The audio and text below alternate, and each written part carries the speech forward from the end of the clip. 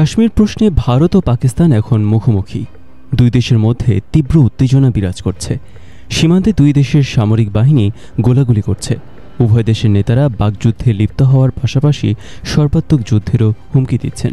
ইতিমধ্যে দুই দেশ একে অপরের বিরুদ্ধে বেশ কিছু পদক্ষেপও নিয়েছে। ঘটনার সূত্রপাত ভারত শাসিত কাশ্মীরের পেহেলগামের জনপ্রিয় পর্যটন কেন্দ্র বৈশারণ উপত্যকায় গত 22 এপ্রিল বন্দুকধারীদের হামলায় ২৬ জন নিহত হওয়ার ঘটনায়। সেই হামলায় নিহতদের সবাই ছিলেন পর্যটক। ভারত দাবি করেছে এরা সবাই ভারতের নাগরিক। ঘটনার জন্য ভারত দায়ী করেছে পাকিস্তানকে, কিন্তু পাকিস্তান ভারতের দেয়া বক্তব্যকে প্রত্যাখ্যান করে বলেছে এই ঘটনার সঙ্গে তারা জড়িত নয়। ভারতের কাছে কোনো প্রমাণ থাকলে তা উপস্থাপনেরও আহ্বান জানায় পাকিস্তান।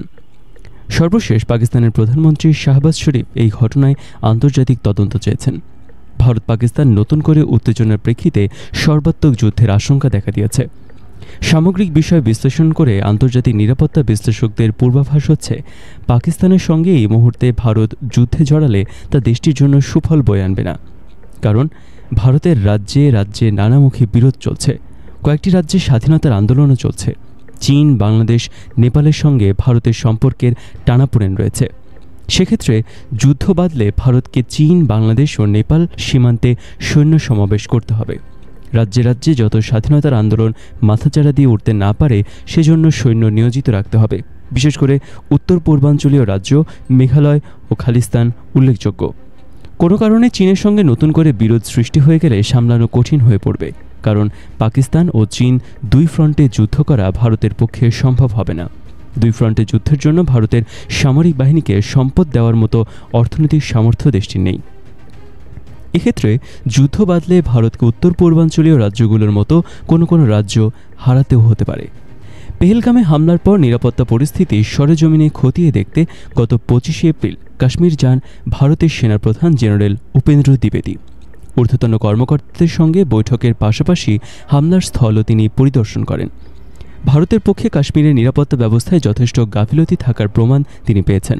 ভারত এটা আনুষ্ঠানিকভাবে স্বীকারও করেছে। ভারতের মিডিয়ার খবরে বলা হয়, এই হামলার দায় স্বীকার করেছে দ্য রেজিস্ট্যান্স ফ্রন্ট TRF নামের স্বল্প পরিচিত একটি সশস্ত্র গোষ্ঠী। তবে TRF-এর পক্ষ থেকে বলা হয়েছে তারা এই ধরনের কোনো বক্তব্য মিডিয়ায় দেয়নি। এটি ভারতীয় মিডিয়ার সৃষ্টি।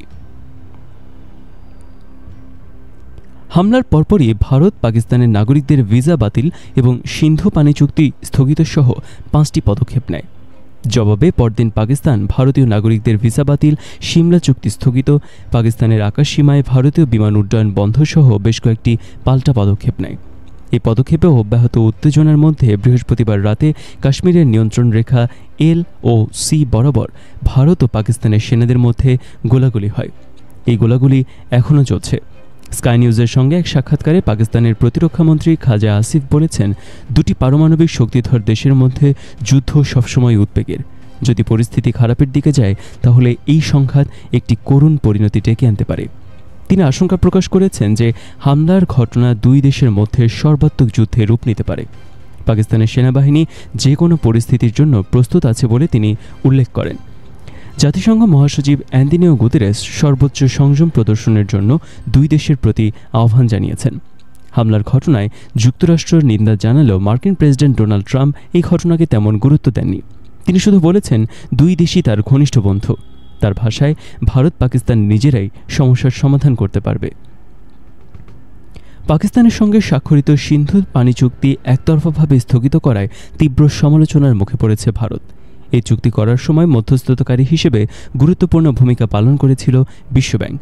কিন্তু বিশ্বব্যাংককে এই ব্যাপারে কিছু জানায়নি ভারত। 1960 সাল থেকে কার্যকর থাকা এই চুক্তি স্থগিত করায় পাকিস্তানে তীব্র ক্ষোভের সৃষ্টি হয়েছে। কারণ এই চুক্তিটিতে সিন্ধু অববাহিকায় 6টি নদী পানি বণ্টনের বিষয় রয়েছে। এর মধ্যে উল্লেখযোগ্য হচ্ছে চেনাব, ঝিলম ও মূল সিন্ধু পানি সরবরাহ। এই চুক্তি অনুযায়ী পানি সংক্রান্ত তথ্য ভাগাভাগি এবং জলবিদ্যুৎ প্রকল্পের কার্যক্রম বন্ধ হয়ে গেলে বড় ধরনের সমস্যা সৃষ্টি হবে। সেন্ট্রাল ওয়াটার কমিশনের সঙ্গে যুক্ত একজন পানিবিজ্ঞানী বলেছেন, যদি ভারত সিন্ধু নদের পানি অস্ত্র হিসেবে ব্যবহার করতে চায় তবে তাকে পুরোপুরি IWT চুক্তি উপেক্ষা করতে হবে। চুক্তির বর্তমান শর্তে তা সম্ভব নয়। দুই পারমাণবিক শক্তিধর দেশের 6টি যৌথ নদীর পানির ন্যায্যতার সঙ্গে ভাগাভাগি করে নেওয়ার সিদ্ধান্ত বিশ্বে অনন্য দৃষ্টি স্থাপন করেছিল। কাশ্মীর প্রশ্নে ভারত পাকিস্তানের মধ্যে এর আগে দুটি যুদ্ধ হয়েছে, কিন্তু সিন্ধু চুক্তি বাতিল হয়নি। চুক্তি অনুযায়ী সিন্ধু অববাহিকার রাভি অর্থাৎ ইরাবতী, বিয়াস অর্থাৎ বিপাশা ও সুতলেজ অর্থাৎ শতদ্রু নদীর পানি ভারতের জন্য বরাদ্দ, আর সিন্ধু, ঝিলম ও চেনাব নদীর ৮০% পানি পায় পাকিস্তান। এদিকে পাকিস্তানের আকাশে ভারতের বিমান বন্ধ করে দেওয়ায় অর্থনৈতিক ক্ষতির সম্মুখীন হয়েছে ভারত। প্রতিদিন ২০০ থেকে ৩০০ ভারতীয় ফ্লাইট পাকিস্তানের আকাশ সীমা অতিক্রম করে। ফ্লাইটগুলো ঘুরে অন্য রুটে যাওয়ায় খরচ বেড়ে গেছে। প্রচলিত যুদ্ধে জনবল গুরুত্বপূর্ণ এক বিষয়। ভারত ও পাকিস্তানের জন্য তা বিশেষ গুরুত্বপূর্ণ, কারণ বিশাল জনসংখ্যা ও স্থলবাহিনীর উপর উভয় দেশেরই নির্ভরতা রয়েছে। ভারতের জনসংখ্যা ১৪০ কোটি, সারা বিশ্বের দ্বিতীয়। সক্রিয় জনশক্তি ৬৬ কোটি ২০ লাখ। সক্রিয় সেনা ১৪,৬০,০০০, এটিও বিশ্বে দ্বিতীয়। রিজার্ভ সেনা ১১,৬০,০০০, বিশ্বের সপ্তম। আধা সামরিক বাহিনীর সদস্য ২৫,৩০,০০০, এটিও বিশ্বে দ্বিতীয়। মোট সামরিক বাহিনী অর্থাৎ সক্রিয় এবং রিজার্ভ সেনা ও আধা সামরিক বাহিনী সহ জনবল ৫১ লাখ। অন্যদিকে পাকিস্তানের জনসংখ্যা ২৫ কোটি ২০ লাখ, সারা বিশ্বে তারা পঞ্চম। সক্রিয় জনবল ১০ কোটি ৮০ লাখ। সক্রিয় সেনা ৬,৫৪,০০০, বিশ্বের সপ্তম। রিজার্ভ সেনা ৬,৫০,০০০। আধা সামরিক বাহিনীর সদস্য জিএফপিতে স্পষ্টভাবে পরিমাপ করা হয়নি, তবে উল্লেখযোগ্য। মোট সামরিক শক্তি ১৭ লাখ। ভারতের সামরিক অস্ত্রের মধ্যে ট্যাঙ্ক ৪,৬১৪টি, সাঁজোয়া যান ১,৫১,২৪৮টি, কামান ৯,৭১৯টি, যুদ্ধবিমান ৬০৬টি। আধুনিক বিমানের মধ্যে রয়েছে ইসিউ-30, MKI, Rafale, Tejas, helicopter Apache ও চিনুক। অন্যদিকে পাকিস্তানের ট্যাঙ্ক ৩,৭৪২টি, সাঁজোয়া যান ৫০,০০০, কামান ৪,৪৭২টি, যুদ্ধবিমান ৩৮৭টি। আধুনিক বিমানের মধ্যে রয়েছে F-16 fighting Falcon, JF-17 thunder, Mirage 35। পারমাণবিক অস্ত্রে এগিয়ে পাকিস্তান, সার্বিক সক্ষমতায় ভারত। তবে সব সীমান্ত সুরক্ষা করে পাকিস্তানের সঙ্গে যুদ্ধে গেলে শক্তি সামর্থ্য ভারতের খুব একটা বেশি হবে না। আন্তর্জাতিক কূটনৈতিক সূত্রগুলো এবং বিশেষজ্ঞরা পেহেলগাম হামলার বিশ্লেষণ করে বলছেন, হঠাৎ করে ঘটে যাওয়া এই হামলা এবং পর্যটকদের নিশানা করে রহস্যজনক ও উদ্দেশ্যমূলক। সন্দেহের তীর নরেন্দ্র মোদীর দিকে, কারণ আন্তর্জাতিক পর্যায়ে মোদীর ইমেজ এখন তলানিতে রয়েছে। বিশেষ করে কানাডায় খালিস্তান মুভমেন্টের একজন নেতাকে ভারতীয় গোয়েন্দা সংস্থা র-এর মাধ্যমে হত্যা করার ঘটনা ফাঁস হয়ে গেছে।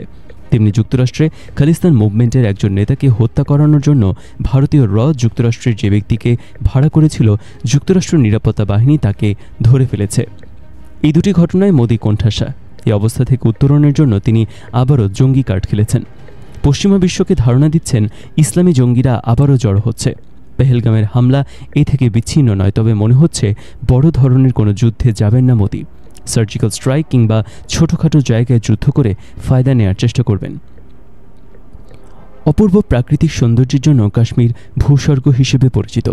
এই কাশ্মীরকে কেন্দ্র করে ভারত ও পাকিস্তানের মধ্যে দুবার যুদ্ধ হয়েছে, একবার ১৯৪৭-৪৮ সালে এবং আরেকবার ১৯৬৫ সালে। তেমনি ভারত ও চীনের মধ্যে যুদ্ধ হয়েছে ১৯৬২ সালে। এই যুদ্ধে ভারত চীনের কাছে পরাজিত হয়। যুদ্ধে ভারতের ৪,৯০০ সেনা নিহত হয়েছিল এবং ৩,৯৬৮ জন ভারতীয় সেনাকে আটক করেছিল চীন। তবে কাশ্মীর অঞ্চল নিয়ে চীনের চেয়ে ভারত পাকিস্তানের মধ্যে উত্তেজনা বেশি হয়েছে। ছোটখাটো ও মাঝারি ধরনের সংঘর্ষ সহিংসতা হয়েছে অন্তত ৮-১০ বার। গত ৭ দশকেরও বেশি সময় ধরে ভারত পাকিস্তানের মধ্যে এই ধরনের উত্তেজনা লেগে আছে। ১৯৮৭ সালের মধ্যে আগস্টে ব্রিটিশদের কাছ থেকে ভারত ও পাকিস্তান স্বাধীনতা লাভের পর থেকে কাশ্মীর নিয়ে বিতর্কের সূচনা হয়। ইন্ডিয়ান ইন্ডিপেন্ডেন্স অ্যাক্ট নামে ব্রিটিশ ভারত বিভক্তির যে পরিকল্পনা তৈরি হয়েছিল তাতে বলা হয়েছিল কাশ্মীর তার ইচ্ছা অনুযায়ী ভারত অথবা পাকিস্তান যে কোনো রাষ্ট্রের সঙ্গে যোগ দিতে পারবে। কাশ্মীরের তৎকালীন হিন্দু রাজা ছিলেন হরি সিং। মূলত তিনি বিরোধের মূল কারণ। এই হিন্দু রাজা বলেছিলেন, হয় কাশ্মীর স্বাধীন থাকবে, নইলে ভারতের সঙ্গে যোগ দেবে। অন্যদিকে পশ্চিম ভারতের জম্মু এবং গিলগিট বালতিস্তানের মুসলিমরা চাইছিলেন কাশ্মীর পাকিস্তানের সঙ্গে যোগ দিতে। ১৯৪৭ সালের অক্টোবরে পাকিস্তানের পশতুন উপজাতীয় বাহিনীগুলোর আক্রমণের মুখে মহারাজা হরি সিং সিদ্ধান্ত নেন কাশ্মীর ভারতে যোগ দেবে। তিনি ভারতের সঙ্গে চুক্তিও স্বাক্ষর করেন এবং ভারতের সামরিক সহায়তাও পান। এ নিয়ে ভারত ও পাকিস্তানের মধ্যে প্রথম যুদ্ধ বাধে। এই যুদ্ধ চলে প্রায় ২ বছর। ভারত 1948 সালে জাতিসংঘ নিরাপত্তা পরিষদে কাশ্মীর প্রসঙ্গ উত্থাপন করে। ফলে 1948 সালের 22 এপ্রিল জাতিসংঘ নিরাপত্তা পরিষদ 47 নম্বর প্রস্তাব পাশ করে। এই প্রস্তাবে কাশ্মীরে গণভোট, পাকিস্তানের সেনা প্রত্যাহার এবং ভারতের সামরিক উপস্থিতি ন্যূনতম পর্যায়ে নামিয়ে আনতে আহ্বান জানানো হয়। এই অবস্থায় কাশ্মীরের যুদ্ধবিরতি বলবৎ হয় 1949 সালের 1 জানুয়ারি। তবে পাকিস্তান সেনা প্রত্যাহার করতে অস্বীকার করে। তখন থেকেই কাশ্মীর কার্যত পাকিস্তান ও ভারত নিয়ন্ত্রিত দুই অংশে ভাগ হয়ে যায়। কাশ্মীরে ভারতের অংশ হচ্ছে কাশ্মীর উপত্যকা, জম্মু ও লাদাখ। অন্যদিকে পাকিস্তানের অংশটি হচ্ছে আজাদ কাশ্মীর এবং গিলগিট বালতিস্তান। 1962 সালে কাশ্মীর অঞ্চলে চীনের সীমানা নিয়ে চীন ভারত বিরোধের জেরে যুদ্ধ বেঁধে যায়। যুদ্ধে ভারতকে চীন পরাজিত করে। পরের বছর পাকিস্তান কাশ্মীরের ট্রান্স কারাকোরাম অঞ্চলটি চীনের হাতে ছেড়ে দেয়। ফলে কাশ্মীর অঞ্চলের নিয়ন্ত্রণ পাকিস্তান, ভারত ও চীন এই 3 দেশের মধ্যে ভাগ হয়ে যায়। 1962 সালের চীন ভারত যুদ্ধের ফলে চীন কাশ্মীরের আকসাই চীন অংশটিতে নিয়ন্ত্রণ কায়েম করে। কাশ্মীর নিয়ে দ্বিতীয় পাক ভারত যুদ্ধ হয় 1965 সালে। এরপর আরেকটি যুদ্ধবিরতি চুক্তি হয় দুই দেশের মধ্যে। 1971 সালে বাংলাদেশের সঙ্গে পাকিস্তানের যুদ্ধে ভারত জড়িত হয়। এই যুদ্ধে পাকিস্তান পরাজিত হয়। এরপর 1972 সালে সিমলা চুক্তির মধ্যে দিয়ে কাশ্মীরে লাইন অফ কন্ট্রোল বা নিয়ন্ত্রণ রেখা চূড়ান্ত রূপ পায়। 1984 সালে ভারত সিয়াচেন হিমবাহ এলাকার নিয়ন্ত্রণ দখল করে। 1999 সালে ভারতীয় বাহিনী আরেকটি তিক্ত লড়াইয়ে জড়ায় পাকিস্তানের সঙ্গে। সেটি কার্গিল যুদ্ধ নামে পরিচিত। কার্গিল সংকটের আগে দুই দেশ পারমাণবিক শক্তির অধিকারী হয়। কার্গিল যুদ্ধে ভারত পাকিস্তান দুই দেশেরই বহু সেনা নিহত হয়, তবে যুদ্ধে নিহত ভারতীয় সেনার সংখ্যাই ছিল বেশি। 2018 এবং 2019 সালেও দুই দেশের মধ্যে সংঘাত হয়েছে। এর মধ্যে পুলওয়ামায় আক্রমণে 40 জনের বেশি ভারতীয় আধা সামরিক পুলিশ নিহত হয়। ভারত শাসিত জম্মু ও কাশ্মীরের জনসংখ্যা 60% বেশি মুসলিম। এটাই হচ্ছে ভারতের একমাত্র রাজ্য যেখানে মুসলিম সংখ্যাগরিষ্ঠ। কাশ্মীরে এই অংশের নাগরিকদের বেশিরভাগই চায় না যে এলাকাটি ভারতের শাসনে থাকুক। তারা চায় কাশ্মীরের পূর্ণ স্বাধীনতা অথবা পাকিস্তানের সঙ্গে সংযুক্তি। কাশ্মীর নিয়ে বিরোধ এবং রক্তাক্ত সংঘাতের এটাই কারণ যে সংখ্যাগরিষ্ঠের মতকে উপেক্ষা করা হয়েছে। সংখ্যাগরিষ্ঠ নাগরিকদের চাহিদা প্রাধান্য দিলে এমন হতো না। কিন্তু হিন্দুত্ববাদী নরেন্দ্র মোদী সরকার সেদিকে না গিয়ে মুসলমান পরিচয়কেই আঘাত করেছে। পেহেলগাম হামলার পর কলকাতা সহ ভারতের বিভিন্ন প্রান্তে কাশ্মীরিদের হেনস্থা এবং মারধর করা হচ্ছে। বিশেষ করে কাশ্মীরের মুসলিম ছাত্রছাত্রীরাই বেশি মারধরের শিকার হচ্ছে।